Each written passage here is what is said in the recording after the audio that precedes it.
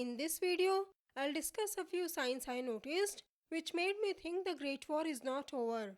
What are these signs? Stay tuned to find out.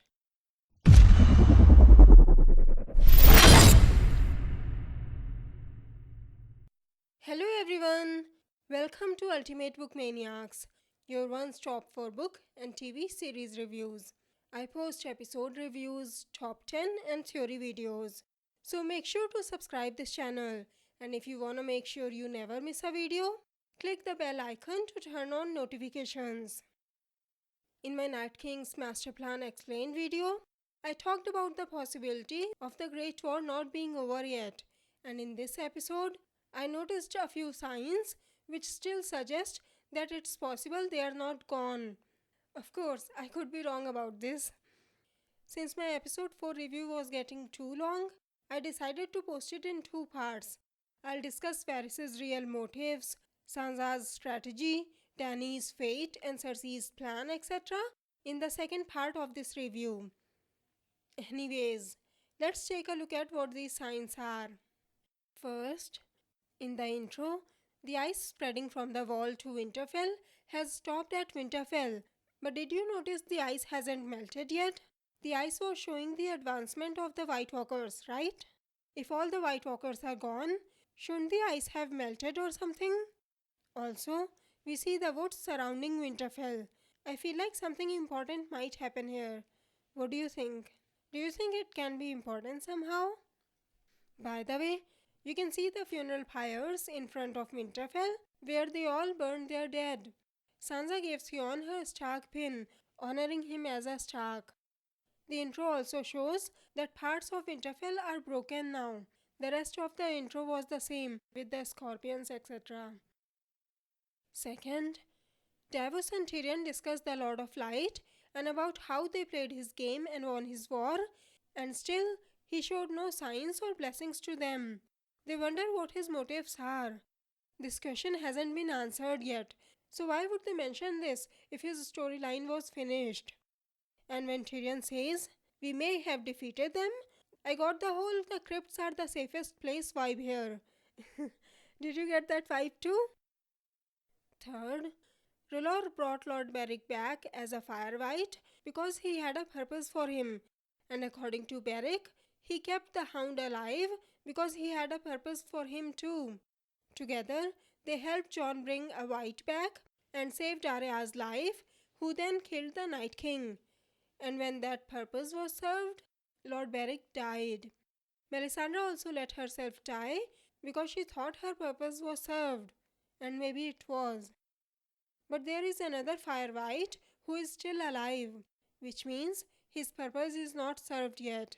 The Lord of Light is still keeping him alive for something, and when that purpose is served, I believe he would die for good too. I've already discussed it a couple of years ago in my Will Jon Die for Good video. Jon is still alive for a purpose, and I don't think that purpose would be defeating another human ruler, aka Cersei. Also, I think this could be the reason why Jon is not close to Ghost anymore. In the books, Jon thinks Ghost belongs to the old gods, but now maybe Jon belongs to R'hllor, who hates other gods. Also, in the books, Cat tells Robb to keep his direwolf close because she believes the direwolves were sent to protect them. But Robb doesn't listen to her, and we all saw what happened at the Red Wedding. Do you think Jon will die too? Fourth, Tormund, Ghost and the Wildlings are going back north of the Wall. But then what? Are they going to live a happy life there? There's no happily ever after in Game of Thrones. Also, we still haven't seen Nymeria again, right? So what? We will never see them again? I think Nymeria will show up in the real Great War. That is, if there is one. And I'm not sure Ghost will survive this war. Assuming my theory is correct, they might get attacked by the army of the dead when they head north. Either the army will be led by the Night King or the Night Queen or maybe someone else. And if this happens, then my brother's theory could also come true. He said they planted the blue eyes joke for a reason. He thinks Tormund would die and will become a white, and will kill someone. His bet is on Brienne because no one will realize he's a white because he always had blue eyes. What do you think? Fifth, like I said in my previous video, once the Great War was over, they won't need dragon glass anymore. And as you can see here, not only they have removed dragon glass from the battlements and those caltrops from the yard, etc., but Melisandre had also let herself die because they all thought the army of the dead was gone. Sixth, Jon has taken his army south, leaving Winterfell completely defenseless. All the capable fighters have gone south, including Jaime. The only ones who are left in Winterfell are Sam, Gilly, Sansa, Gendry, Brienne, Pod, and guess who else? Bran and Little Sam, the two people the White Walkers wanted the most. And why they wanted them? I'll answer that question in the end of this video. Also, when they were in Brienne's room, the focus was on her Valyrian sword Oathkeeper for a few seconds. But maybe I'm reading too much into this. By the way, what would they do in the last 2 episodes anyway? Are these characters' stories over now? Will they just wait in Winterfell or will head down to King's Landing, leaving Winterfell empty like Dragonstone? I just have a bad feeling about this. Even though Pod, Brienne and Gendry can fight, they won't be enough to protect Winterfell even if a human army attacks them, like Theon did, let alone the army of the dead. If Winterfell is attacked by the Whites, either controlled by another Night King or the Night Queen, etc., it might also explain something from my King's Landing set photos videos that we were so confused about. But I still have doubts if that was a real shoot or a fake one. I'll post a link to that video in the end. And if you wanna discuss that video, don't forget to add spoiler alert in your comment. 8th. A couple of years ago, I said in my clues in history videos that history will repeat itself. Some of it has already come true. And in the past, humans have defeated the White Walkers and thought they were gone. But that was not the case. Maybe the same thing is happening here again. 9th. Bran told Tyrion he lives in the past, aka in history.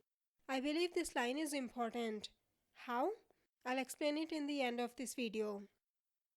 So, these 9 points made me think there might still be a Great War coming. Do you think there is even a slight possibility that it could be true? Or am I just thinking too much on this? Let me know your thoughts in the comments. I'll discuss Varys' real motives, Cersei, Daenerys and Sansa's plans etc. in the second part of this video. Anyways, it's time for the comment shoutout now.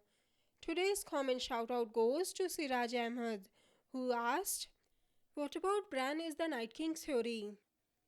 In season 6, we saw a man get turned into a White Walker. To be more specific, he gets turned into the Night King. And I discussed in my Is the Night King a Greenseer video that he probably was a Greenseer too. But what if he was a Greenseer before he was turned? Maybe only a Greenseer can be turned into an original White Walker, aka a Night King. That would also explain why there aren't hundreds of Night Kings, aka original White Walkers in their army. It would also explain why the children helped the three-eyed raven hide and helped Bran once they realized their mistake. Craster's sons were normal humans who were turned by the Night King to become White Walkers. But these White Walkers were different from the Night King. I already discussed what kind of blood you need to become a White Walker in my Craster's sons theory video. I think only a Night King can turn them into White Walkers. Other White Walkers can't do that. They can only control the army of the dead. Maybe that's why the Night King was coming after Bran and Little Sam. If that's the case, then yes, Bran can be turned into an original White Walker, who in turn can turn someone like Little Sam into a White Walker too. But I don't think Bran was the same Night King who was killed by Arya in the battle at Winterfell. Also, that ritual was performed by the children of the forest, and they are all gone now. In my Night King's Magic Explained video, I discussed how the Night King got the children's magic into him, which enabled him to turn others into White Walkers. But if that Night King is gone, then they would need the children's magic to turn someone new into an original White Walker. Maybe there are some children still alive in the Isle of Faces. And even if they aren't, Bran said he lives in history. So maybe he can find a ritual in the past where they won't need the children's magic. Maybe they can use the power of symbols or something, just like I had mentioned in my symbols video. But if that's the case, why did the Night King kill the previous three-eyed raven? Anyways, Jennifer talked about the Night King walking into Bran or someone else before Arya stabbed him. But only Bran and Arya were close enough when it had happened. But if that was the case, Bran could have struggled and it would have taken time. It wouldn't have been so quick. And how did Bran know what Jon was talking about if the Night King had walked into him? As Isaac has said, Bran was kind of like Google. He had all the information, but he needed to look it up. And Arya wouldn't have stabbed him if he had walked into her. But I won't discuss this possibility either, since anything is possible in Game of Thrones. So, what did you think of this theory? Don't forget to tell us your thoughts in the comments. If you like this video, please click on the like button below, share the video, and subscribe to my channel. Have a great day. Bye bye. See you in my next video.